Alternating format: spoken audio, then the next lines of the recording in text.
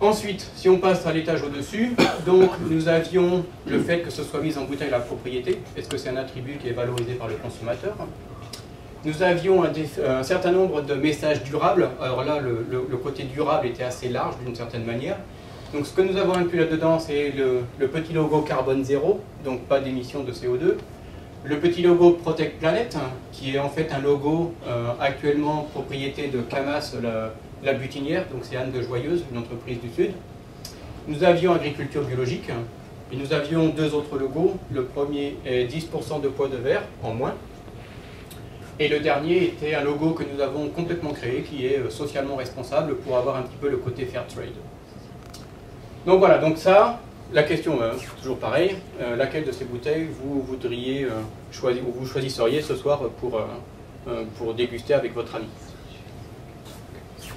Alors je vais vous donner juste un autre exemple. Donc c'est juste un autre exemple, donc là on est passé en dollars, c'est un exemple sur les États-Unis. Donc là encore avec d'autres marques, Bistro, Virginie, Barton et Guestier, Saint-Martin, etc.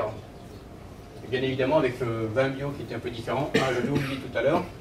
Le style du vin est quelque chose aussi que nous avons voulu tester, savoir si les consommateurs préféraient un vin qui était, ou en tout cas quand c'est indiqué fruité et aromatique, ou plutôt complexe.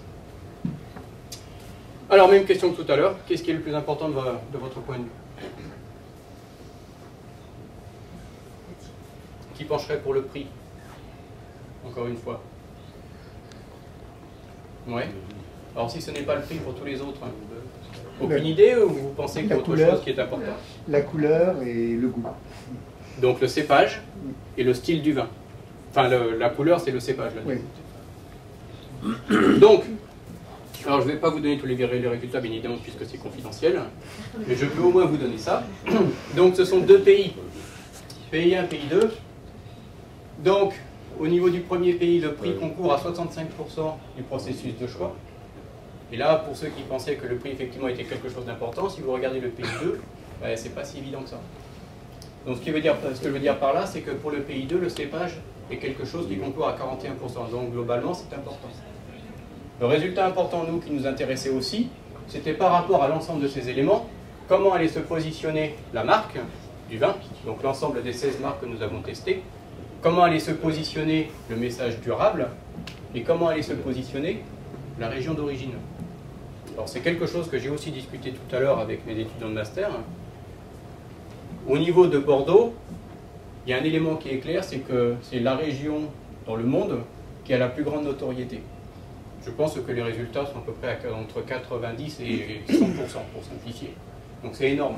Par contre, quand moi je lis ce type de graphique, je me dis qu'il y a peut-être des choses qu'il va falloir faire dans ces cas-là.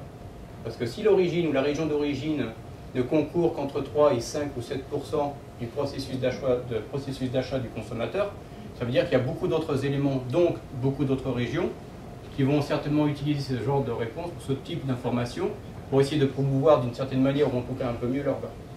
Ce que je veux dire par là, c'est que la notoriété des régions est un petit peu battue en brèche avec ce type de réponse. Alors évidemment, vous aurez peut-être deviné qu'on n'est pas en France, certainement, mais bon, voilà. Donc c'est le type de résultat effectivement que l'on peut avoir. Alors là encore, on est au niveau agrégé. Donc la deuxième étape de ce projet, c'est de passer d'un niveau agrégé au niveau de chacun des pays à une segmentation. Donc comme on l'a fait avec le projet de la McLaren Vale, ce qu'on est en train de faire aujourd'hui, c'est de savoir comment le marché se segmente, bien évidemment avec l'offre de vin que l'on avait dans l'expérimentation. Donc comment chacun des marchés se segmente. Ensuite, au niveau de chacun des segments, qu'est-ce qui est important pour chacun de ces segments? Alors, au niveau agrégé, le prix est peut-être important, mais il est peut-être important pour 2 segments sur 6 de la population. Donc qu'est-ce qui est important dans les autres? Et est-ce que le durable est quelque chose d'important pour cet autre-là? Ou pour un segment, ou pour 2 segments? En fait, ce que l'on cherche à faire ici au niveau du durable, ou ce que l'on cherche à faire dans n'importe quel type ou secteur d'activité, c'est d'arriver à trouver une sorte de niche qui va être un petit peu locomotive et tirer l'ensemble des autres segments sur cet attribut-là. En tout cas, par exemple, ici, sur l'attribut durable. Donc la segmentation, ça va être la première étape. Hein. Et la deuxième étape, ça va être bien sûr de savoir quel est le consentement à payer sur l'ensemble de ces attributs-là. Donc quel est le consentement à payer pour un message particulier. Pour illustrer, donc ce sont l'ensemble des messages censés représenter le durable. Alors ça peut être discuté et discutable, ça, il n'y a aucun souci. Ce sont ceux qui ont été choisis à un moment donné. Donc ce sont l'ensemble des messages dits durables, ou en tout cas pour essayer de communiquer le caractère durable du vin. Et donc nous avons ici un exemple, Protect Planet, pour le marché canadien anglophone. Alors Protect Planet, ça augmente les chances, alors le fait d'avoir ce logo sur la bouteille, ça augmente les chances pour une bouteille de vin d'être choisie de 1,2%. On va me dire, oui bon, c'est pas beaucoup. Par contre, quand vous regardez combien ça fait en dollars canadiens, ça fait presque $1 canadien par bouteille. Donc là, si vous commencez par calculer par le nombre de cols que vous pouvez écouler sur ce marché, peut-être vous dire qu'il y a une petite valeur ajoutée ici qui passe à la trappe. Donc l'idée, ça fait une valorisation à peu près de 78 cents de dollars canadiens par bouteille. Donc ça représente globalement un consentement à payer d'à peu près plus 4% sur une bouteille d'une valeur moyenne de 17 $, 1,8. C'est l'extra prix que les consommateurs seraient à payer s'il y avait ce logo-là. Et c'est calculé comment? Alors c'est calculé d'une part par rapport à l'utilité que chacun des consommateurs va apporter à chacun des attributs. Donc par exemple, si pour un groupe de consommateurs ou sur un pays donné, donc là pour le Canada anglophone, si l'utilité de ce logo est positive, pour simplifier, quand on la conjugue à l'élasticité prix pour une bouteille de vin, ça nous permet de découvrir quel est le consentement à payer. Donc en gros... Vous pensez que les certifications, ça a toujours un coût? Oui, non, bien sûr. Les certifications environnementales ont un coût, donc est-ce que ça contrebalance le fait Ah mais ça c'est l'autre question, effectivement. Parce que prend la valeur ajoutée. Si on a $1,50 de coût de certification et qu'on gagne que 0,78... Je suis tout à fait d'accord, mais là, en fait, on est bien dans du prospectif. Et justement, c'est bien l'idée de ce type de méthode, c'est de vous apporter des éléments de réponse pour savoir justement est-ce que ça va être profitable ou pas, a priori. Plutôt que d'y aller directement, de développer, de dépenser $1,50, puis finalement de découvrir si ça marche ou si ça ne marche pas. Donc là, on est beaucoup plus dans le prospectif, et d'une certaine manière à moindre coût, pour essayer de vous donner, a priori, un certain nombre d'éléments de réponse. Alors, vous pouvez être assez dubitatif sur la méthode. Et une chose qui est sûre, c'est que l'ensemble des résultats que nous avons menés pour le moment, ou de ce type d'approche que nous avons mené pour le moment, que ce soit en Australie ou que ce soit en France, colle assez bien sur les données réelles d'achat de type AC Nielsen. Donc on est assez content dans le sens où il y a une corrélation assez forte entre ce que les consommateurs choisissent ici en matière d'expérimentation avec ce qui se passe réellement au niveau des données réelles d'achat. Et en tout cas aujourd'hui, on n'a pas trouvé mieux d'une certaine manière d'un point de vue testé d'un certain nombre de produits concepts. Et donc la question de recherche serait bien évidemment quelles sont les attentes exprimées et l'attente des consommateurs de vin de Bordeaux.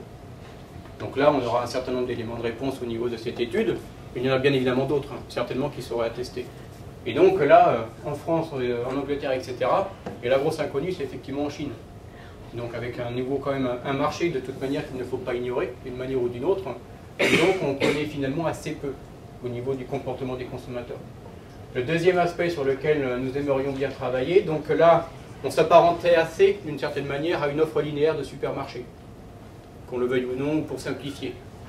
Un aspect ou un secteur sur lequel nous n'avons pas encore beaucoup travaillé avec ce type de méthode, c'est sur les aspects restauration. Et donc en restaurant, comment est-ce qu'on peut déterminer ce que les consommateurs valoriseraient au niveau d'une carte de vin. Et là où on voudrait explorer un petit peu plus, c'est aussi au niveau de la différenciation bouteille de vin, offrir une bouteille de vin par rapport à offrir des verres, ou le même vin mais en verre. Donc voilà, ce sont effectivement des éléments importants et donc effectivement essayer de toucher un petit peu plus ces acheteurs très occasionnels que je vous ai dit qui étaient assez importants si au niveau d'une entreprise vous vouliez croître. Voilà, merci beaucoup pour votre attention.